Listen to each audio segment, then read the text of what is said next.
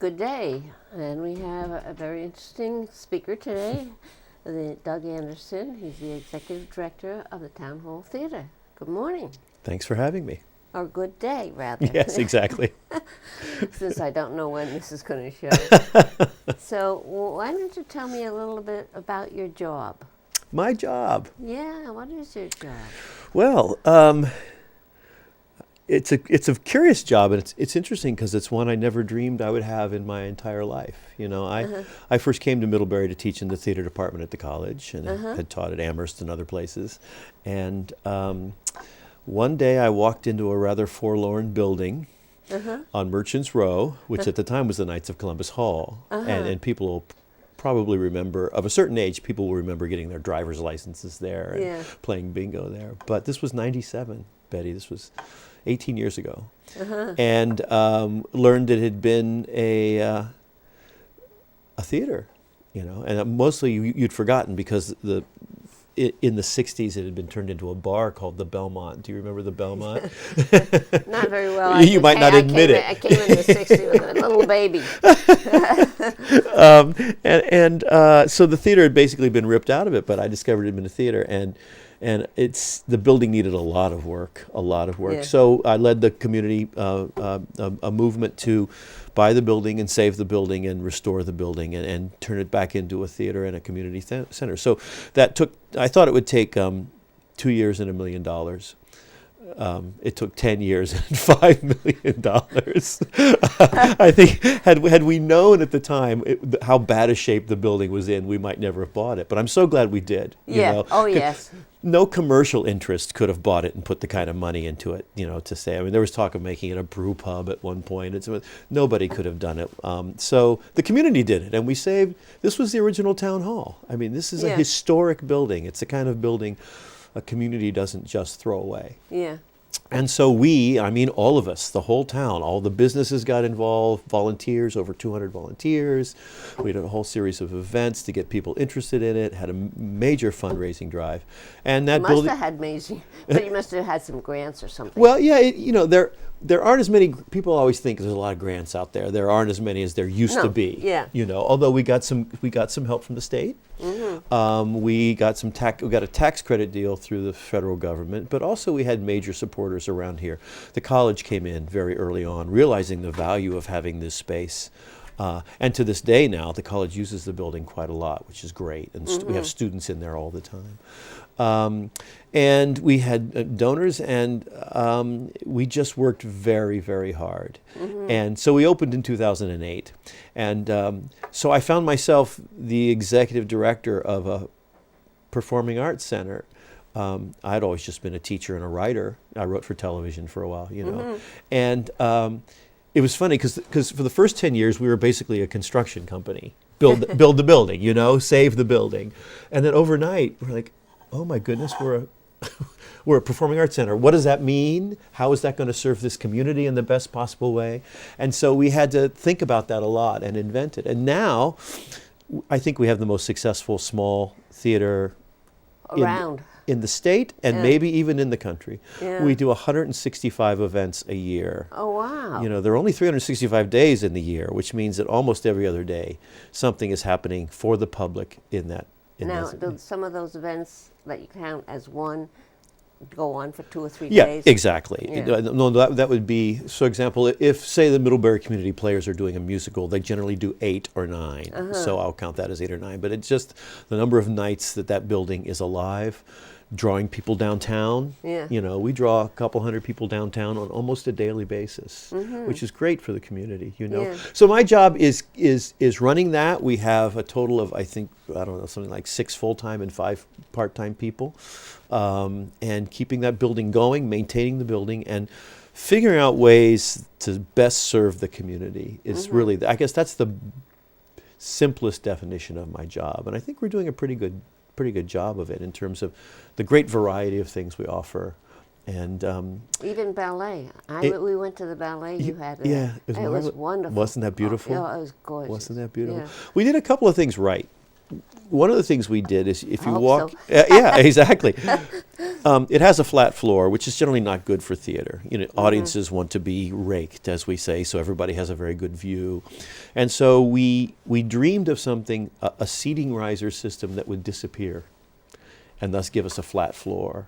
And we dreamed about it before we even know one actually existed. And we found a company. So we can seat 232 people in a beautiful theatrical seating arrangement. But I take the seats off, press a button, and we have the biggest dance floor in the state. In fact, we just had the Vermont Public Radio Joel Nashman event this weekend at the theater. 250 people dancing, carrying on, on a beautiful flat floor. And then almost the next night, we'll have a dance concert and all those seats will come back again. So flexibility of the space was a very important thing that we built into the space. So, and flexibility is key, I think, because if we just did theater, we wouldn't survive. I mean, how many plays do people actually see in a year? A couple, that's great. But we couldn't do a play after play. We realized that it had to be almost as much of a community center as a theater. So high school prom takes place now at Town Hall Theater every May, and has for some time. And the kids get all dressed up. It's a marvelous thing. And I think the people at the high school think, if the students are in a classier place, they behave. You behave differently if you're in a beautiful environment.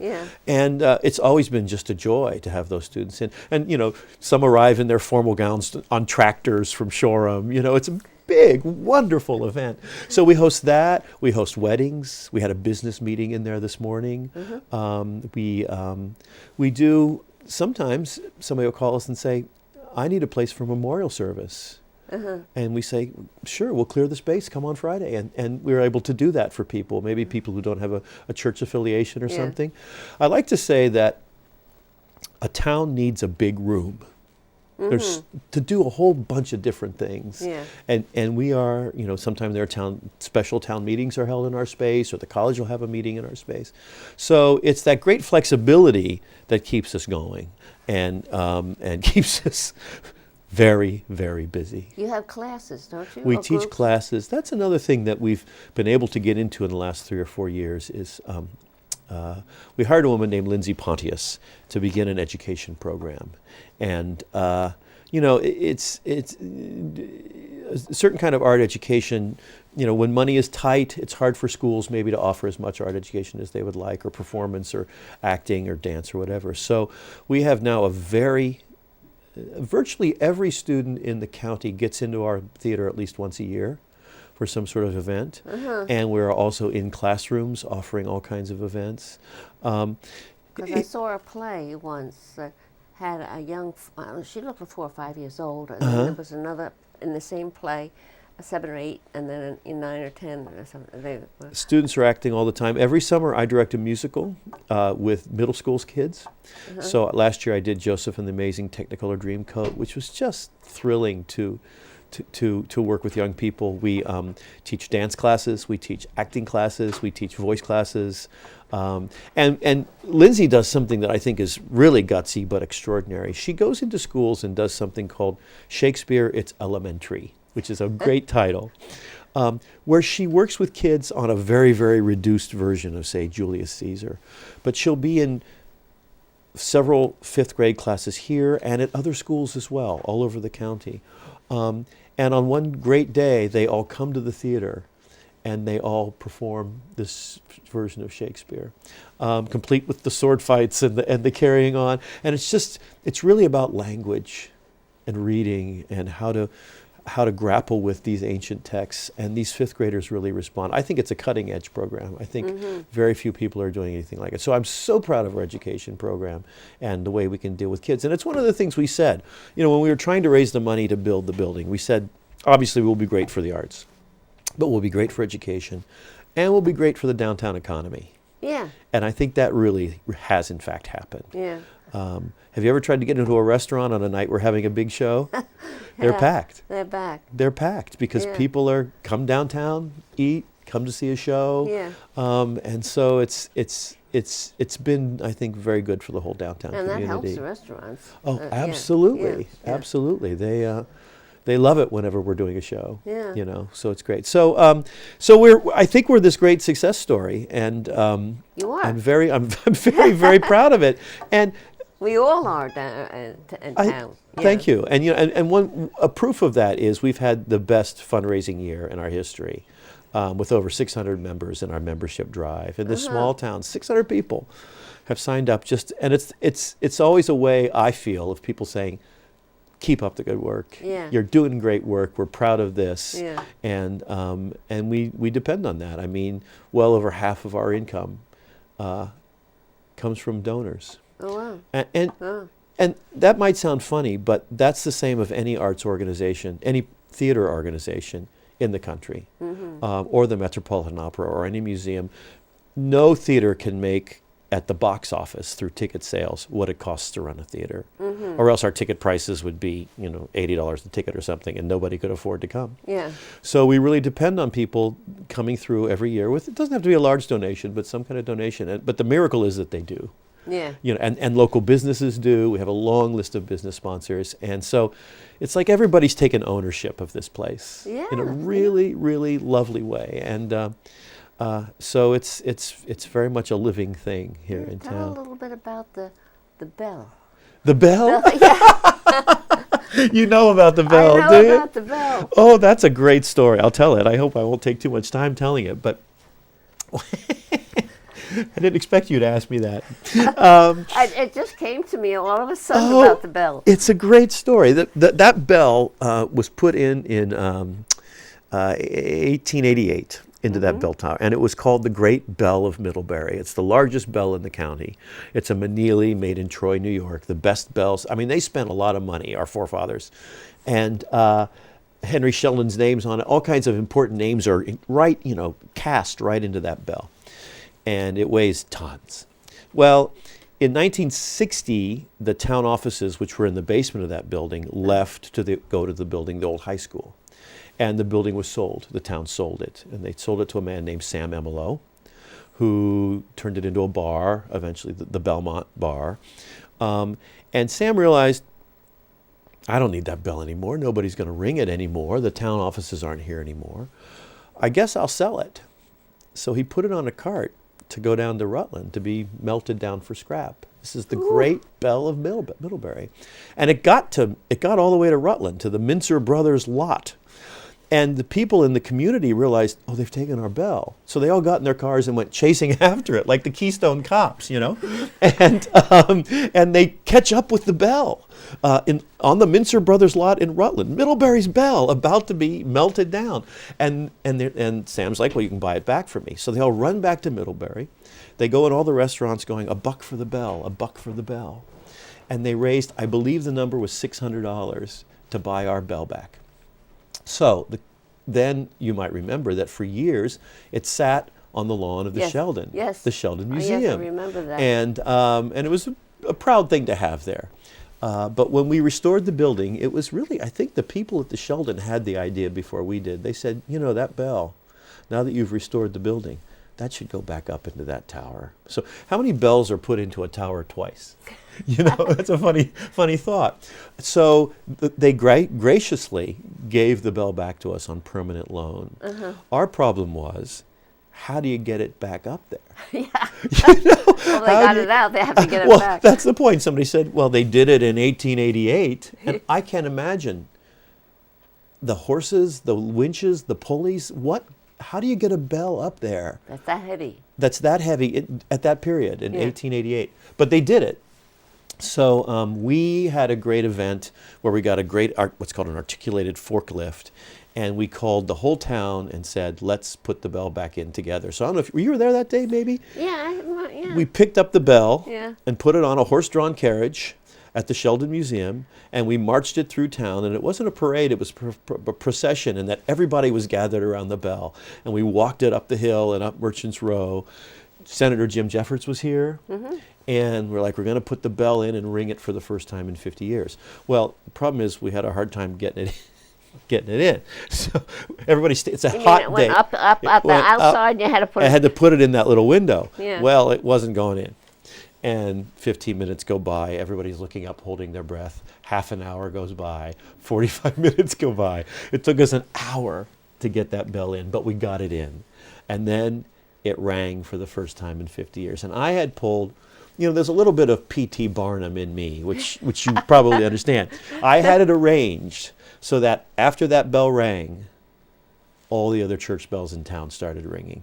Oh. That's as if the bells were welcoming back the great bell of Middlebury. And this great cry went up, and I cried a little, and other people did. But it was just a great moment. And that was all that was before we'd restored the building. So it was just a way of consciousness raising, saying, everybody, we've got this extraordinary resource. We've got to save it. We've got to restore it. And the town rallied, and that's what we did. But so that bell is up there. And as you may know, before every show, we let somebody in the audience ring that bell and say, I didn't know there's that. something happening downtown tonight. Downtown isn't dead. It's alive, even after sundown. So we're very proud of that bell. I'm very proud. I'll climb up there with it. You can take a look someday. It's not easy getting up there, let me tell you.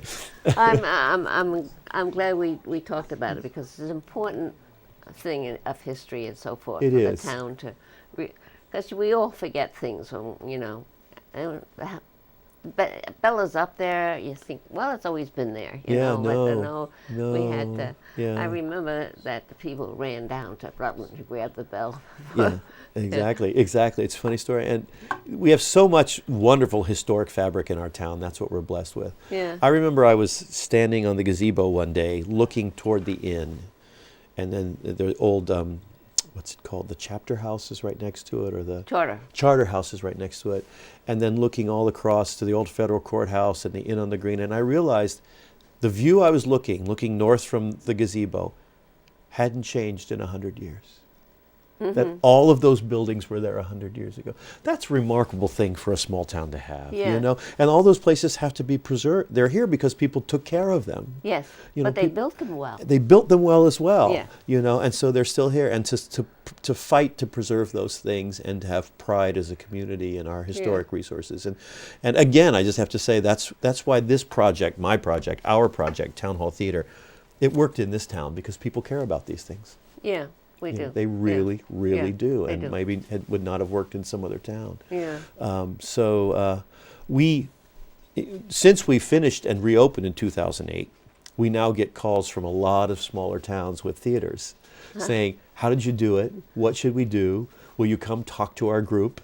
And I'm forever going to other towns who have theaters that are falling down, or at least and how did you do it? How do you get a community involved? And there are ways to begin to raise consciousness and pride, and so a lot of theaters have now, we have theaters in Hyde Park and the Barry Opera House and the Chandler Opera House, and more in Vermont. You see these theaters being restored and used, and it's great. It's just really great. It's great for a community. In one town, my husband, my son and daughter-in-law were living in an apartment, and across the hall from the apartment was the old theater. So it was on the second floor, and it was just a part of a building. You see that a lot. Yeah. Fairhaven has a theater. I think Fairhaven has a theater that's on the third floor of a building or something like that, which is crazy to think about. How can you climb that up? Well, at certain ages. Exactly. But they did back then. Vermont, in a little sidebar, Vermont I think has more little theaters than any per capita than any other state. And that's because in the 1880s and 90s, all these towns were growing. They never had a town hall. Middlebury never had one before the Town Hall Theater. Mm-hmm. And at that point, you had to also then build a room big enough for town meeting. And so they all have these theaters that were built specifically so we could practice that great Vermont tradition of town meeting, which is why you go through any little town and there's some structure there that has been used as a theater for 100 years or something. A theater and a town hall. And a town hall, all together, which is what it should be, a place where people come together. Yeah. And it's especially important in a day when we're all on our handheld devices and watching television, to get that out of people's hands and have communal experiences. Yeah. To get out of the house, and that Town Hall Theater does that, and any theater does that really, if it's well run. And you have a whole bunch of different kinds of things. Like you had the ballet ones. Yeah, exactly. I don't know if you had it before, but and then you had dancing, and you have plays, and you have operas, and you have exactly. We have a professional opera company, which is very, very unusual. We do a lot of stuff for kids. I think that's a secret, Betty. I think again, if we just did plays, we wouldn't survive. But it's part of our mission, but it's also good economic sense to appeal to as many different people in the community as possible. You know, so I have a Nashville singer-songwriter coming in, you know, or we'll do a band that, you know, only does 50s and 60s music, or we'll do a band that does world music, or we'll do something specifically for kids or dance or whatever. I like to say we'll do anything in that room that the town wants us to do. And we're not elite about it. We're not snobby about it. Oh, we only do theater. You know, I'll do anything. You know, if you want to put a roller rink in there, let's do it on Saturday. Why not? Wouldn't that be fun? Yeah, it would be fun. But wouldn't it ruin the floor? We can always refinish the floor. Do you know? Here's an interesting detail. The 1936 state basketball championship was won at Town Hall Theater. They put up a couple hoops on either side of the room, and that's where they had. Don't ask me why. You know, the history of that building is we could do a half an hour on the history. Absolutely. George M. Cohan, the famous performer and songwriter, performed in that theater when he was 6 years old with his family. Isn't that incredible? I mean, it's just incredible. And the famous cowboy film star Tom Mix performed there with his horse. He used to inside, and everybody came to see Tom Mix's horse. That's entertainment in 1933. I mean, it doesn't get any better than that. You know? Can't get him back. But can't get him. No, I would though if I could. But you know, just the range of things that the town always. They used to have, for example, around the turn of the century, sheet parties. You ever heard of a sheet party? No. It's a costume party. But the rule is your costumes have to be made out of sheets. So nobody spends money. Oh. You know? Oh. And I can picture in about 1900 people streaming across our town green, all dressed in white. But some of them are pirates, and some of them are nuns, and some of them are who knows what. But what a clever idea. So you didn't have to spend any money because nobody had any money. Right. So you had to make your costume out of a sheet. And that was a tradition at Town Hall Theater for many years. You know, I mean, we could talk for a long time about what that building has seen. One night, when you were doing, were eating dinner at the Middlebury Inn along with a lot of other people who we all went over and you rang the bell. I think it was a night early when you were first opening up, and it was snowing. It was about 8 o'clock, and it's the first snow of the season. And the snow was coming, the bell was ringing, the people were all there, and we were watching from the hotel. It's a beautiful sight, isn't it? We hadn't finished supper yet. It's an absolutely beautiful sight. Yeah, it was. And see people streaming out of that theater. Yeah. Snow removal has not been into the theater. in and out late at night, but snow removal has not been an issue this year. No. Oh, yeah, those steps are something our else steps. again. We spent a lot of time, shoveling those steps. We have not had to this year. The steps are still open. So that's another story. But this has been a very strange season. Yeah. Yeah. Yeah. But we can all go and enjoy. Once I not do the legislature anymore, I'll have more time. Great. To go to plays and stuff. But great. Let me just talk. Boy, the half hour goes fast, doesn't it? Yes, it does. my gosh. We do, as we move forward now, we're doing a lot of things that try to think outside the box, literally outside the box of the theater, and the kinds of things we can offer the community. And one great example of this, I don't know, were you around for our Foodaroo event, which was last year, which was about food trucks? Where we closed Murchis Row and we put food trucks up and down, very reasonably priced. And you can have a little Greek food, you can have a lobster roll, you can have some homemade ice cream. And thousands of people turned out. And we had a band in the theater, ideally the band. And when we do it this year, we're going to do it in June again. We're going to have more food trucks.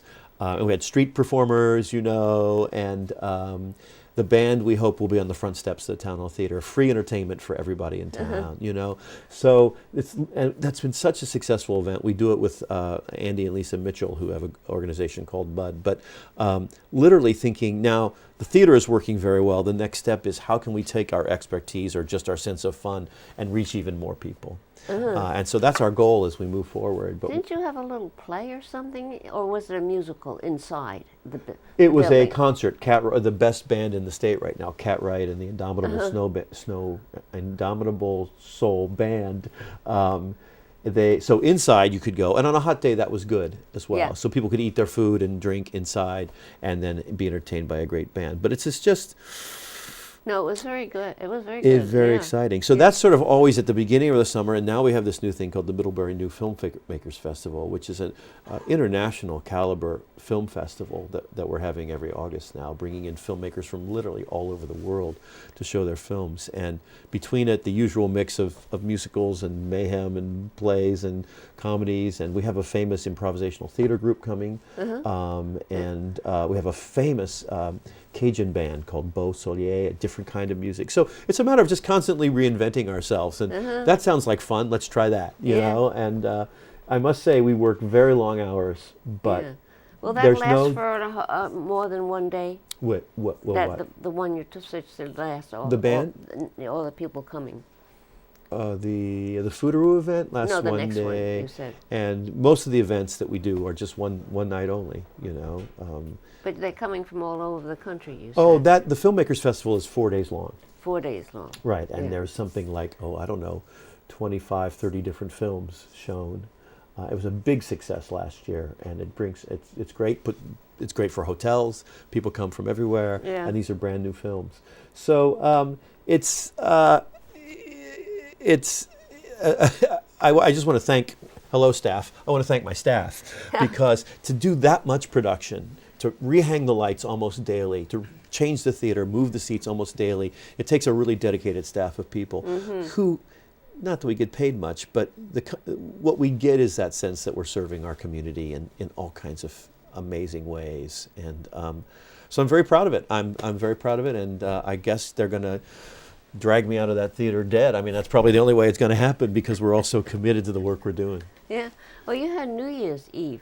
Yes, we do New Year's Eve. We do, for a while we were doing two different ones. We would do sort of a rock and roll event for people who wanted that, and we still do that. And sometimes then we do an elegant dinner cabaret someplace else. The whole idea is, for New Year's Eve, don't make people drive 40 miles, because maybe they've been drinking and whatever. Try to do something here in town for the people. And we've had great success with it, really great success with New Year's Eve.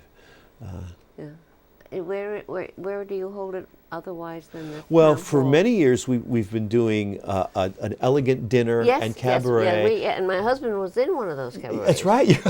That's right. He was. And we've had a great relationship with the Middlebury Inn. And then simultaneously, it's like, so that's maybe for older people or more sophisticated people. I don't know They what. had dancing afterwards. Exactly. In the And hotel. then Yeah. in the theater, we have a rock and roll show going, and people can go back and forth. You know, trying to be as many things to as many people as we possibly can. Yeah. That's always our mantra. Yeah. You know, what new thing can we do? What new element of this community can we serve? Yeah. Well, and you got to keep thinking. We do, in fact, and we do, and we do other things. Do you remember we put the big chairs all over town 2 summers ago? Oh, yeah. You know, that was Town Hall Theater. You know, it was just, let's do something fun. Let's put these enormous chairs. They were enormously successful. Everybody wanted to sit in them and look like a kid. So that kind of creativity, being that creative engine for the community, is something we will continue to do. Well, thank you very much for coming. And it's very interesting, and I hope you enjoyed it. Bye-bye.